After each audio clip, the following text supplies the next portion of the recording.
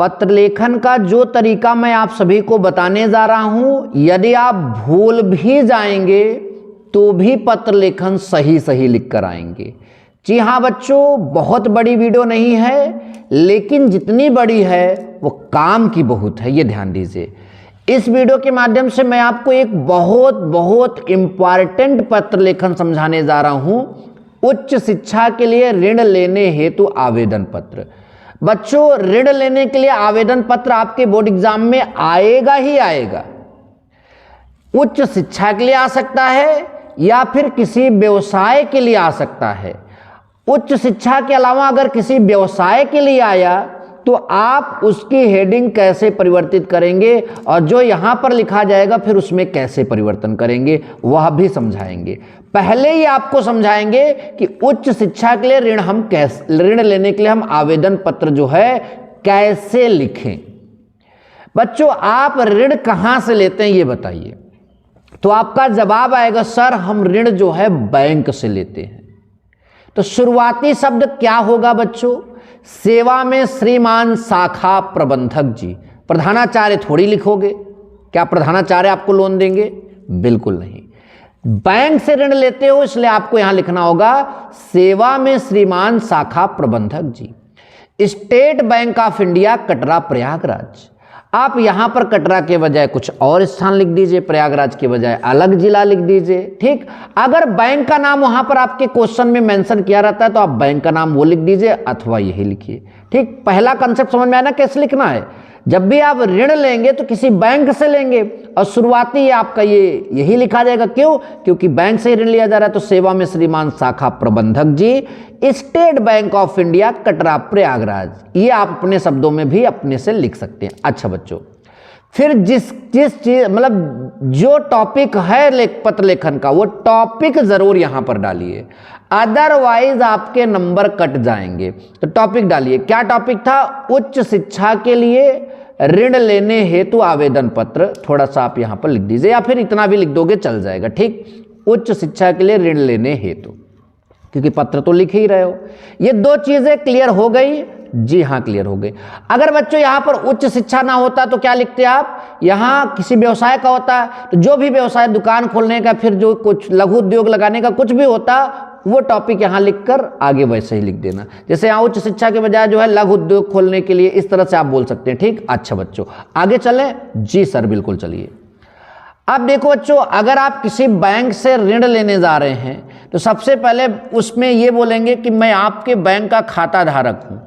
अरे भैया, उनके बैंक में खाता नहीं खुलवाया तो उनके बैंक से ऋण कैसे ले सकते हो? यानी खाता धारक तो बताओगे, अब फिर अपना खाता संख्या बताओगे। काहे बताओगे? इसलिए बताओगे कि जो ऋण आएगा, जो लोन आएगा, वो पैसा कहाँ आएगा? खाता में तो आएगा। तो खाता संख्या बताओगे। ठीक, इतना देखो यहां पर लिखा गया है। सविनय निवेदन है, मेरा नाम, अपना नाम तो बताओगे, मेरा नाम आलोक है, तुम अपना नाम सुमित सुचित जो भी है, जो भी जैसा भी है लिख दीजिए। ठीक, मैं आपके बैंक का खाता धारक हूं, मेरे बचत का खाता संख्या जो है यहां पर वो लिख दो। ठीक, इतना तो आपको समझ में आया। फिर से सुनो बच्चों, सविनय निवेदन है, मेरा नाम आलोक है, मैं आपके बैंक का खाता धारक हूं, मेरे मतलब कि खाता का खाता संख्या ये है। ये हो गया थोड़ा सा इंट्रोडक्शन। ठीक बच्चों, आगे आप क्या लिखोगे? अगर आप उच्च शिक्षा के लिए ऋण लेने जा रहे हो तो अपने आप को एक विद्यार्थी दिखाना होगा और 12वीं की उच्च शिक्षा के लिए ले रहे हो ना, तो 12वीं की शिक्षा में अच्छे अंक के साथ उत्तीर्ण होता हुआ दिखाना होगा। और साथ ही साथ आप उच्च शिक्षा में जो है एक ऐसी डिग्री है, ऐसे मतलब कि वहां पर कोर्स का मेंशन करना होगा जिसपे पैसे अधिक लगते हैं। ठीक, इसी चीज को यहां पर मिलाकर हम लोगों को लिखना है पत्र। तो मैं यहां पर लिखूंगा मैं एक विद्यार्थी हूं, मैंने इस वर्ष 12वीं में 91% अंकों के साथ जो है 12वीं की परीक्षा उत्तीर्ण की है। इस तरह से लिखिएगा। मैं भविष्य में चिकित्सक बनना चाहता हूं। अब जरूरी नहीं कि तुम 91 ही लिखो, मैंने यहां लिख दिया, अब तुम छाप दो। अरे तुम 92 लिख दो, तुम 85 लिख दो, तुम 97 लिख दो, तुम 95 लिख दो। 80% के अगर ऊपर अंक है तो ये मान के चलिए वो एक अच्छा अंक माना जाता है। तो फिर से सुनो बच्चों, मैं एक विद्यार्थी हूं, मैंने इस वर्ष 12वीं में 91% अंकों के साथ परीक्षा उत्तीर्ण की है। मैं भविष्य में चिकित्सक बनना चाहता हूं और मुझे आगे की पढ़ाई के लिए ऋण की आवश्यकता है। तुम लिख देना मैं भविष्य में अभियंता यानी इंजीनियर बनना चाहता हूं, इसलिए मुझे आगे की पढ़ाई के लिए जो है ऋण की आवश्यकता है। कुछ और लिख दीजिए वहां जो समझ में आता है।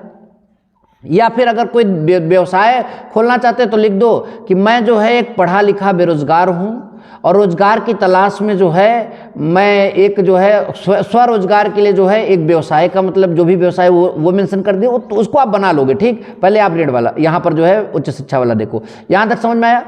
अब ये आपने बताया कि मुझे ऋण की आवश्यकता, अब ये बताइए ना कि ऋण में कितना पैसा आपको चाहिए। तो वर्तमान में मुझे कॉलेज की फीस देने के लिए 2 लाख रुपए की जरूरत है।